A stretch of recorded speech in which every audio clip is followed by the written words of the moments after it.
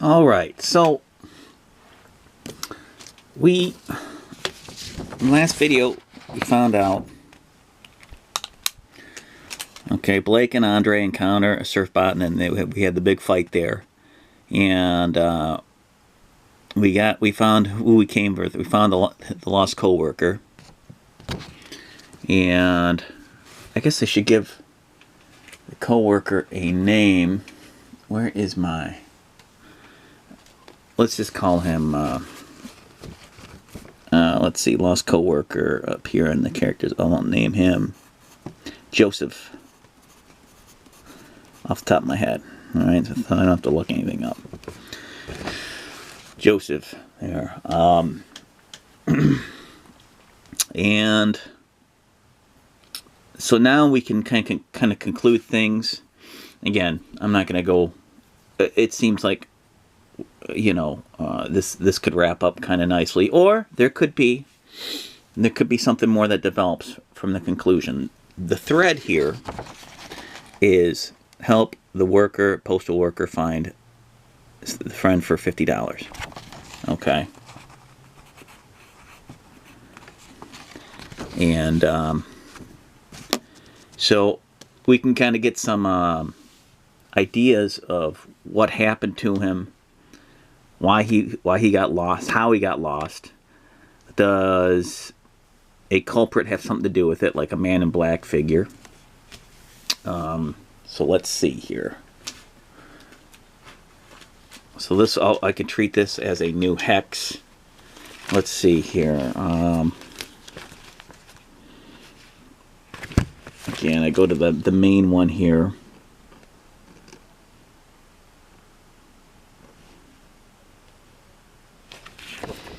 And let's see here. Yeah, this is it right here.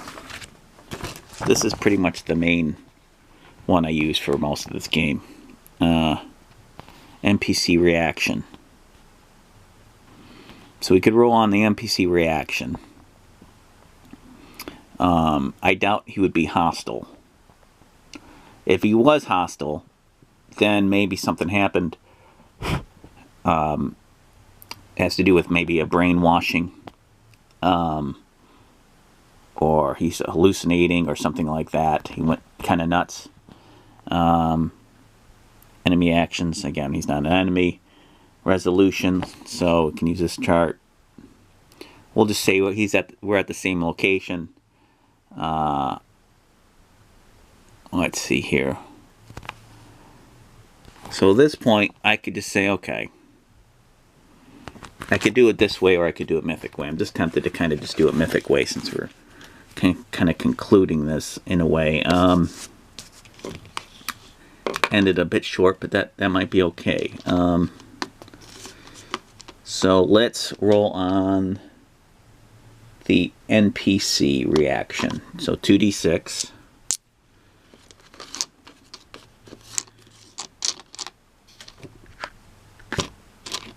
And see what happens. Sorry, my lighting's a little bit different. My main light went out. Now I have to buy a new light. Here we go.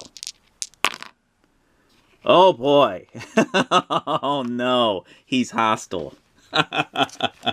That's interesting. So on the NPC reaction, he's hostile. So that livens things up.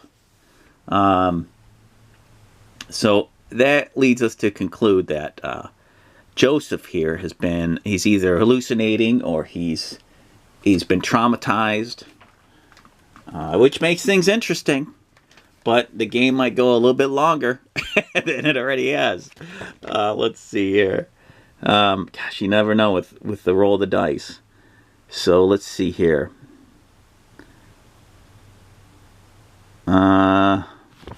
We can do this. I'll try to keep it to this as much as I can, because this is, you know, it's very easy to just always back up on Mythic. But I want to use this as much as possible because that's what came with the game. Encounter. Well, we'll just treat this as, yeah, we met the NPC, yes. Roll 2d6 6 on reactions. Are you fighting? Now, yes or no? I'm not.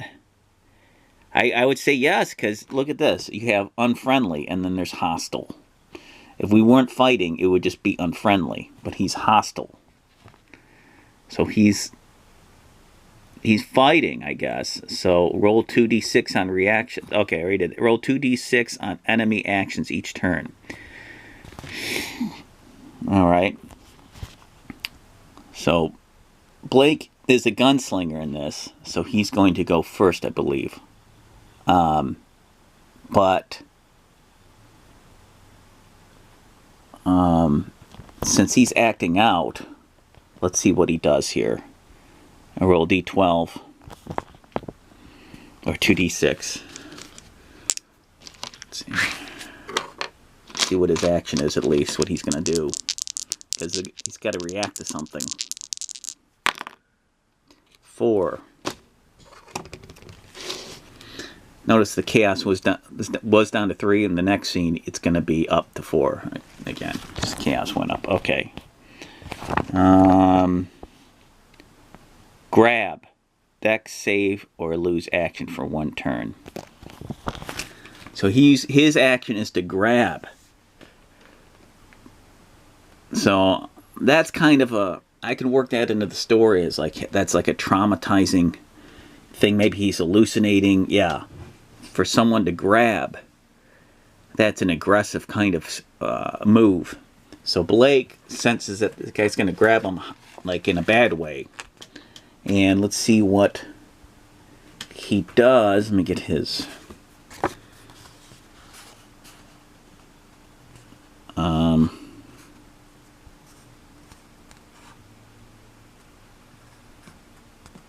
let's see. He's not going to attack with his gun, obviously. So this would be an unarmed combat move. So let me see what happens there. I think it has to do with heart. And let me go get my phone and get the PDF. Give me a second here.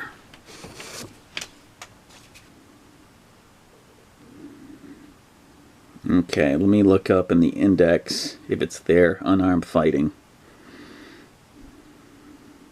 Unarmed attack, yep. 28. It says in the index, unarmed attack, 28. I'm going to 28. This is what I see in 28. Attack modifiers, two-handed weapons, diminished attacks, blast, attacking, and damage. There we go, here we go. The only difference with the attacking is unarmed always does d4 damage. Alright. So,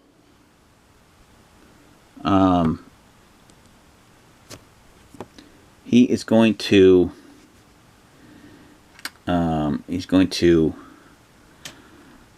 attempt to, oh boy, put him in a sleeper, like in a hold, because he doesn't want to hurt him.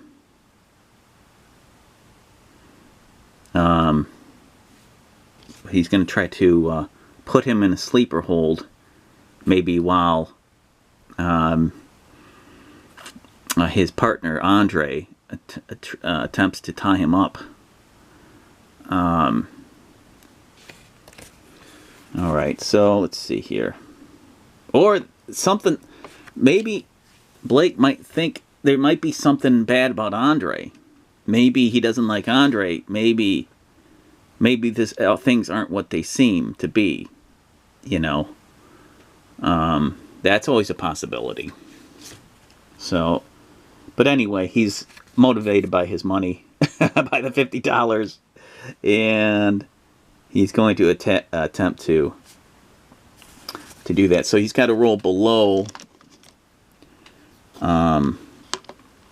his, what was it now?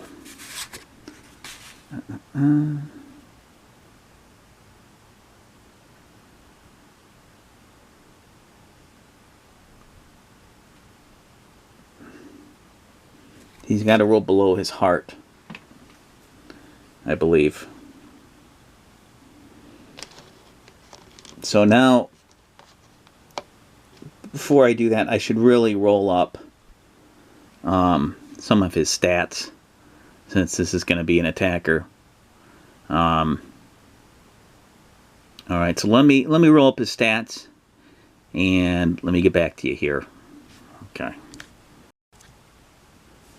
Okay, so I rolled up some stats, and if you can believe it, I rolled 3 12s in a row using 2d6, which is pretty crazy. He's got 0 defense. He's got no armor. He's got 7 grit. I rolled 2d6 for the grit, and I rolled up some characteristics. He's short. He uses the high speech, and high speech is kind of a lot more of an eloquent, kind of less guttural talk. And then he's got a lantern and oil razor on him, but we're not paying attention to that. He's probably got a little satchel or something like that. His weapon is a machete, which maybe some of the postal workers out there have machetes, or a gun, to a revolver for defense. Or he might have picked it up in this market here, this machete. Maybe he bought one for self-defense. And this little token here was part of my Call of Cthulhu NPC token pack that I made. But it kind of works good for the a Western setting. He's got some freckles there. He doesn't have to have freckles in your head, you know. It can, you know, I just rolled up a couple characteristics from the PDF to help give him a little bit more depth. So here we go. Gunslingers act first, and I'm going to use the attacking and damage. It's going to, I got to roll under, let's see here, I believe roll under his dex. Let me just double check this and lower grit. Unarmed always does d4.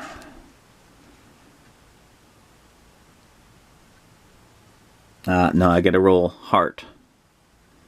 Okay, so I wrote it down here. Each side rolls heart. If one side fails, the winner hits. So Blake's heart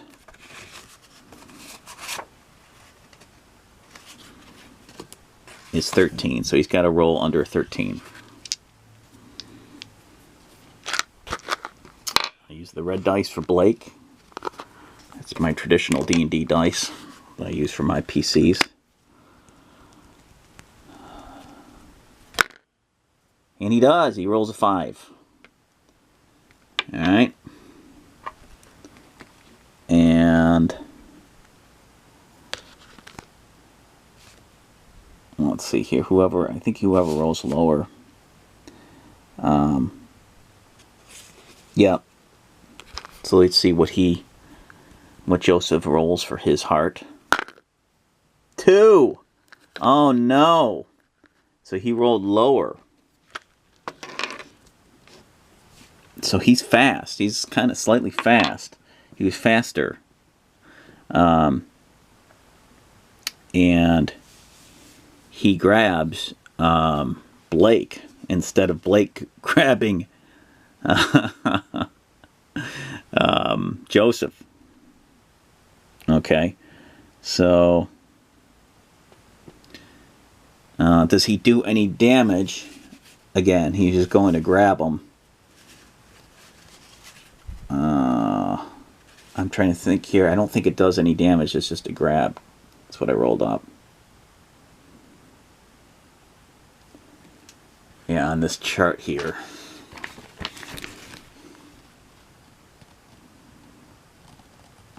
But dex save or lose action for 1 turn. So this is interesting. So he's got to make a dex save, Blake. So I got to roll under 14 or he loses his turn. No! So man, Blake loses his turn because he's getting grabbed by hostile Joseph. And Andre steps in and 'tis his turn, and I'd say since he's occupied with Blake, you know, it's going to be really hard for him to screw up. He's right there, so let's see what happens here. He's got to roll under his heart. His heart, as I wrote down previously, is 14.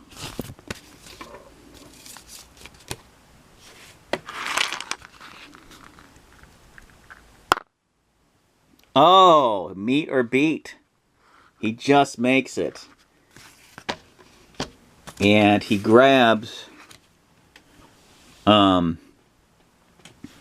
say he grabs Joseph and puts him and tries to choke him out and restrain him. Let's see what happens here. So to do that, he's got to roll a d4 because he's trying to get the grit down. Once he gets, once he gets down to grit 0, I'll say they succeed at whatever they were trying to do. 3. So, but Joseph's got a lot of grit, surprisingly. So 7 minus 3, 4. Okay. So what is happening here is that he's trying to grab Joseph, and Joseph has got me in a kind of a neck hold. And so Blake loses his turn. Now I'm going to roll on his action to see what his next action is on this chart. So let's see here. Enemy actions. I'll roll on a 2d6. Let's see what happens here. I'll roll another 12. 6, 7, 8. So his next action, he's going to attack. Whew. Yikes. He's going to attack with his machete. He's really crazed. Takes his machete out. And does 1d6. And who is he going to attack? Blake or Andre?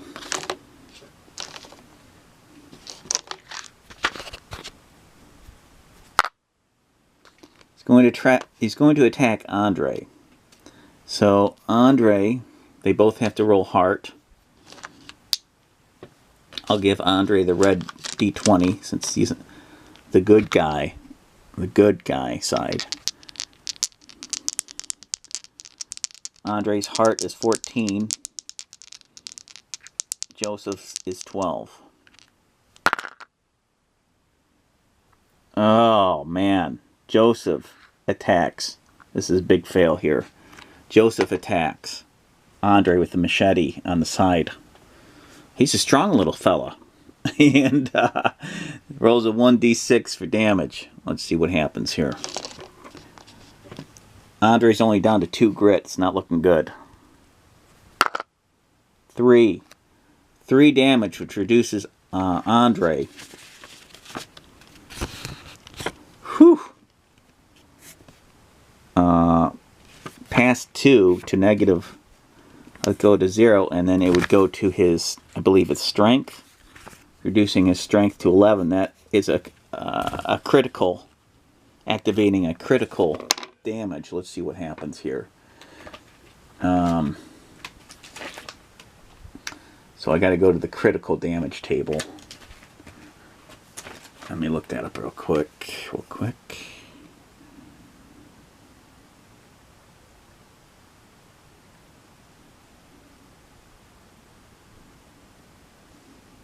Critical damage 34.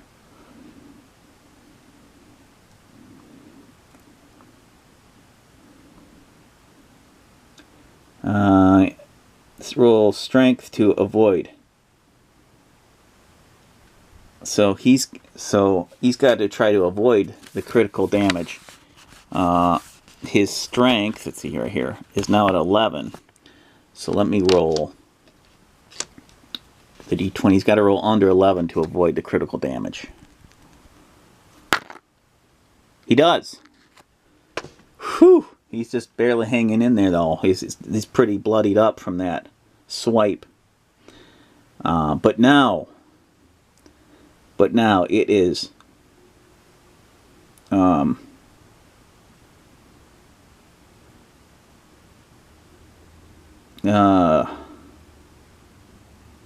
Let's see here. He's going to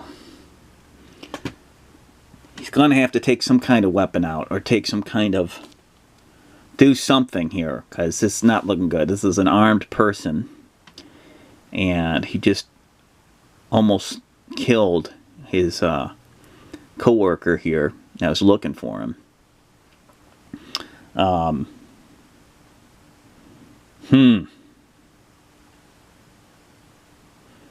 Blake takes out his pistol after he shoves him off momentarily, takes his pistol off, and he says, "Drop the weapon now or die." And this will be a "We were looking for you and now you attack us. Drop the weapon now or die." He says, and to Joseph, let's see what Joseph does. I'm going to say I can do, this will be a mythic.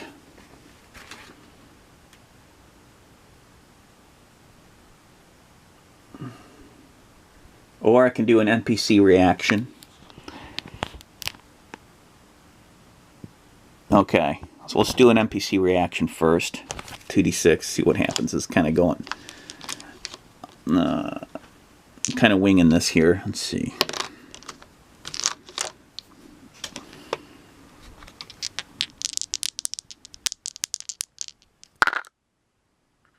Ooh, it's a high one. 11. That's not looking good.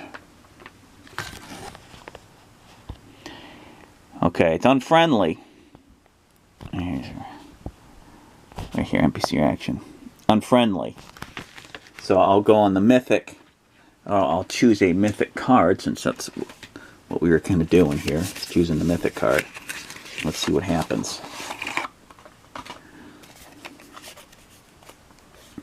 And I'm just going to draw one card from the top of the deck and kind of go that way. And ignore the no and see what we get for the pleasures. Separate.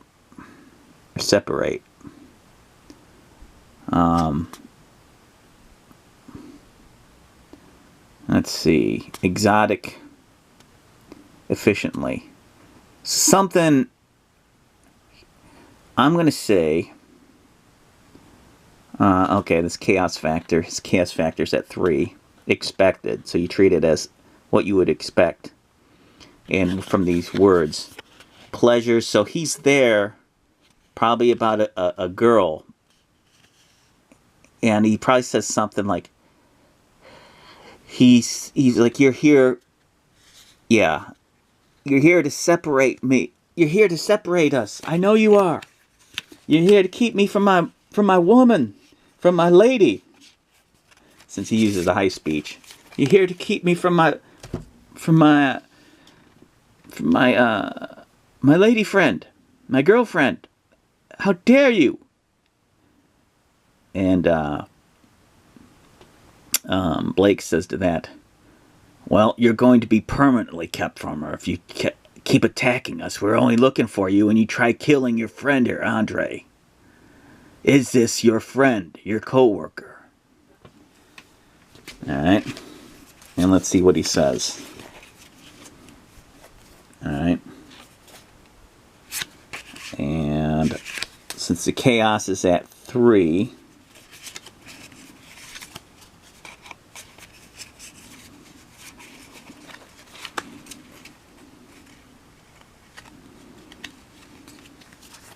Where'd that card go? Where'd my... See, there's a card here that has the chaos factor. Here we go. Here, chaos is at 3.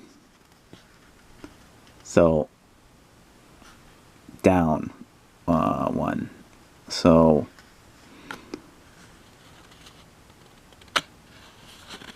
I'm going to say, I can ask a question. Does he stop attacking us? Okay. So I'd say, since you got the gun pulled on him, I'd say it's very likely. Alright. So, yeah. So draw 3 cards. I think that means -1 here. Ask yes or no. Choose the perceived odds of the yes. Move up and down on the chart based on the chaos factor. Draw up to the number of cards indicated or until a yes for any yes. Odds or no for all yes odds. And interpret your result. Draw up to the number of cards indicated or until a yes for any yes. Okay. I think that means the chaos factor. I'm trying to remember the up and down. Oh, you go down 1 because of chaos. So I'd say very likely, but you go down 1, 2 to just a likely. Here's 1, 2. Okay. So it says no. However, it said to keep going until you get to any yes. So, well, then it would just be a yes. So I'm a little confused about that. But let's see what this says here. Our event, chaos factor. Okay, some kind of event happens on 7. Well, we're not up there on the chaos factor. So we'll say no. But again,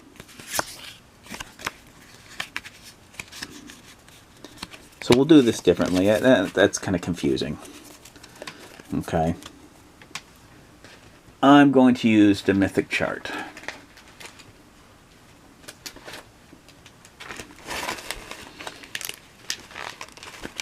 Okay.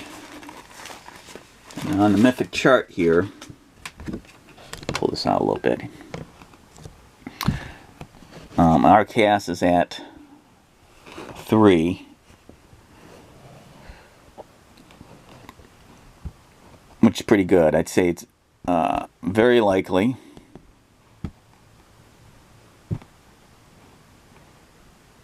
It's very likely right here. 3. So I got to roll under 65 to get a yes. Does he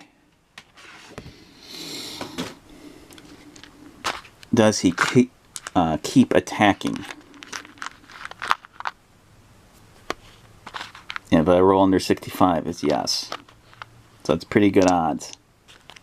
Or actually, I'd say I should turn it around because it's like you have a gun. Does he stop? Does he stop attacking?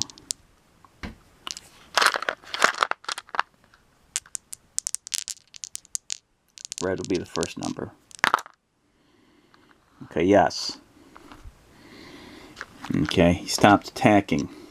Now I could, if I want to do mythic, I could say, well, I got to roll under that mythic number, hit under the chaos factor, and something happens. Okay, so you could say under the chaos, which is under 3, it's an odd, an altered scene. He stops, but it's altered somehow. And what comes to mind that makes the most sense?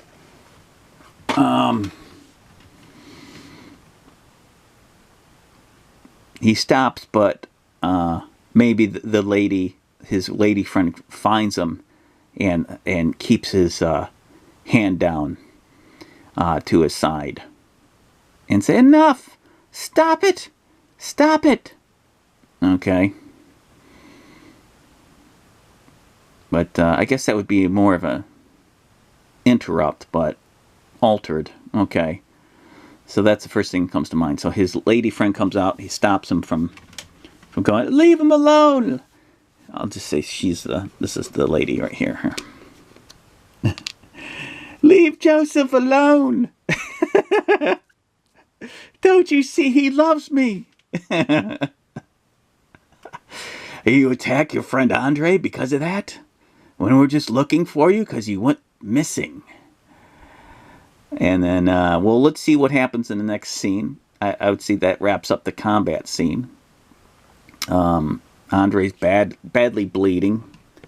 And hopefully he has some kind of wrap to secure his wound from bleeding. And, or some kind of gauze. So anyway, we'll conclude it here because this was a long video. And let's see what happens next to get more information out of him. To see why he went missing. Why he went AWOL. And what does this nefarious figure have to do with it, if anything. Alright? I'll see you. Keep on solo questing. See you in the next video.